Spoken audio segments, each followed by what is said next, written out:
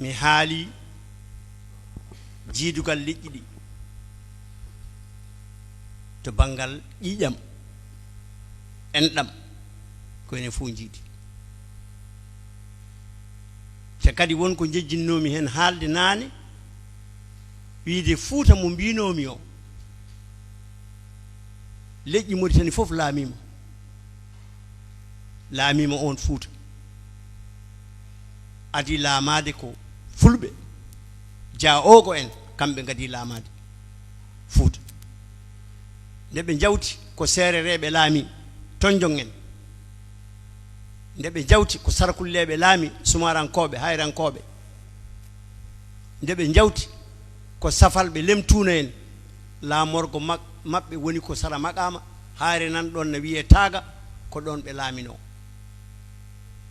nde ɓe jawti laami ko fulɓe jawɓe ina mbiye laam termes capital maɓɓe ko giimi sara maktal hajar giimi wona giimi ko guumi lekki guumi fulɓe gonno ɗon nokku biyeteɗo tamurtu naaji joni o ɓe mbiyanno ɗon ko hoore weendu won wuro nana sara Mudjeria na wiye Sarel Barka fulɓe ɓe mbiyanno ɗon ko laaci weendu gure kewɗe nan ɗo henna ko gure sarkulleɓe konno hen mi yejjiti ɗum ɗo fof singiti en ko woyndu puccu singiti amen no wat singiti amen o singiti mo télévision mon innira o ko wuro nana dow sara attar firti ko woyndu puccu ko sarkulleɓe cosi gonɗon wuro juma makko mahaɗo mo Mauritanie farnorto yangeji ne mbaɗe toon saha fof mahi on ɗon juma ko sarkulle o woni almami makko o wiyete ko Cheikh Namouri Camara o maayi ko ɗon o ubba e nder juma o sa naati e juma o jungo ma nano kabru makko ko ɗon woni kono koko firta koko mofta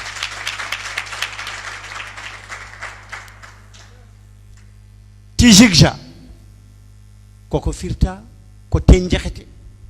ko inde sarkullere woni lekki batteɗe coccorɗe ko kin lekki wiyete tenjahete walata ko biiru wonno inde mum lasli woni caaleje jigenni ko jigine looɗe geeru wona geeru ko gedu na wayno leydi ɗum ɗo fof koko sarkulleɓe e haalpulaar en ɗumanaji konno hen ɗum ɗon noon firti ko pour artude e namdal ma ngal hol feere no yimɓe mbatta no leñol Mauritanie watta ha ɗum ɗo fof yimɓe ɓe nangotira jaara hen e yandam min en ɗam nan ɗon ko adi fof ko yimɓe ɓe paama ɗum onon ko mbaɗɗon ɗo en ko suudu baaba no fuɗɗori ni ko liggey mawɗo mbaɗɗon ɗo en Allah ɓuri mawnude par ce que findinde leñol ngol leƴƴi ɗi ha ganda ko woni hakkunde mumen ha ganda enɗam gonɗam hakkunde mumen sukaɓe ɓe ganda ɗum ma ɓeydu ɓattodirde yimɓe ɓe te kadi leydi men en potani sertude haade yimɓe enen jiiɗi ɗum fof en potani sertude kono won pelle bonɗe gonɗo ɗo ɓe jiiɗa leƴƴi ɗi ndenda ko ɓen jiiɗi sarde en ina kaala ina pena ina goɗɗitira sukaɓe ɓe kono émission ngaji baaɗi ni so continue ko darade ɓaleɓe Mauritanie naɓe leƴƴi ɗi kala leñol toñagol yo leƴƴi keddiɗi ɗi daro e sara ngol ɗon leñol kamno e toñƴo ko ɗum tan safrata ɗum minen komin sarkulleɓe e ko haalpulaar en tooñi min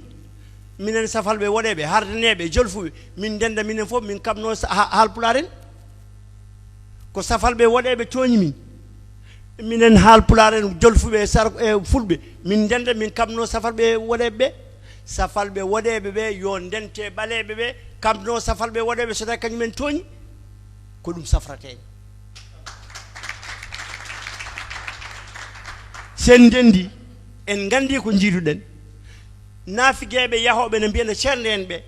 men gandu men mbawi fennude ɓe kokken ɓe dalilaji kokken ɓe yeru kokken ɓe ko jiiruɗen mbiyen ɗum fotani rendinde en daroɗen an a toñama min de komi capata boɗejo mi wondani toñɓe ɓe ko kore jam kono mi wondani mabɓe ko an gondumi daroɗen kaɓene mabɓe so ɗum darama tan janggo ɗum fewat yimɓe nangotirat Mauritanie men wonta jaam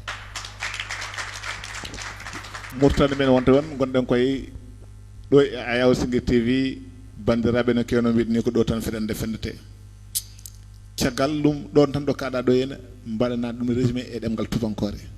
wonande leƴƴi keddi ɗi mbawa en heɗnade ɗum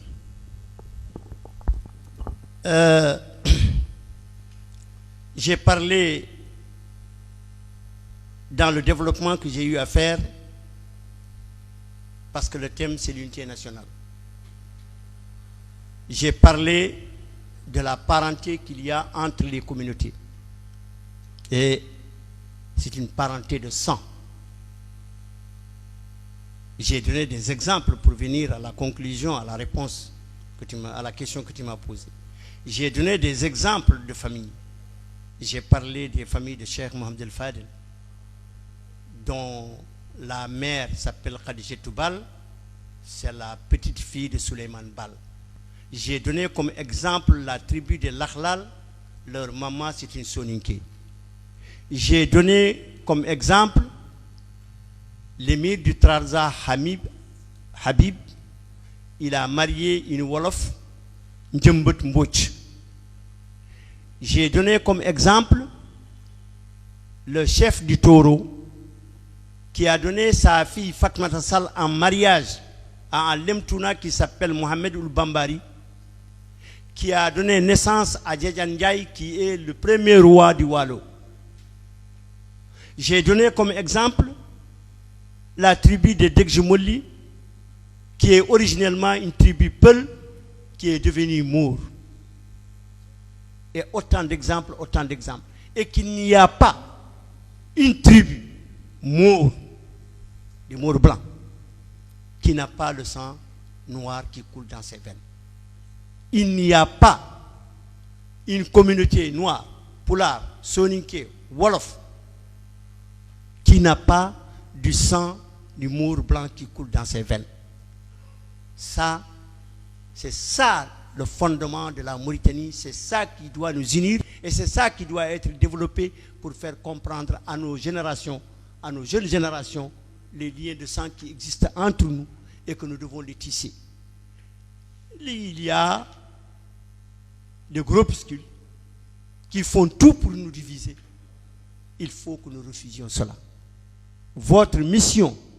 la mission de TV Shingiti, ce que vous avez commencé à travers Soudou Baba,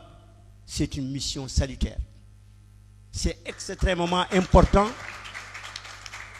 C'est extrêmement important ce que vous avez fait ici parce que ça permettra aux émissions de faire prendre conscience, surtout à nos jeunes qui ne connaissent pas comment les populations ont vécu ensemble ici et quel est le lien de sang qu'il y a entre ces populations-là. Les petits groupuscules qui cherchent à diviser, à nous éloigner les uns des autres, ne trouveront pas de terrain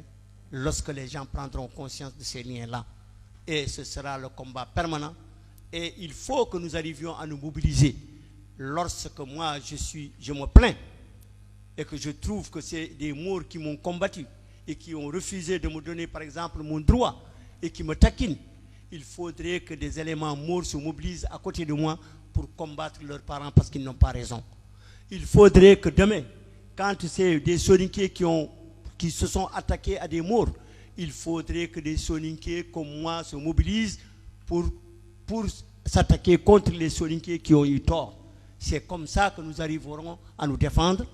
Et tous ceux qui auront été victimes d'injustice, il faut que l'ensemble des communautés se mobilisent autour de ces communautés victimes d'injustice pour combattre ceux qui ont causé le tort. C'est ça qui sera notre. Et c'est ça qui sera l'avenir de la Mauritanie. Tehilmen Hamadi Molo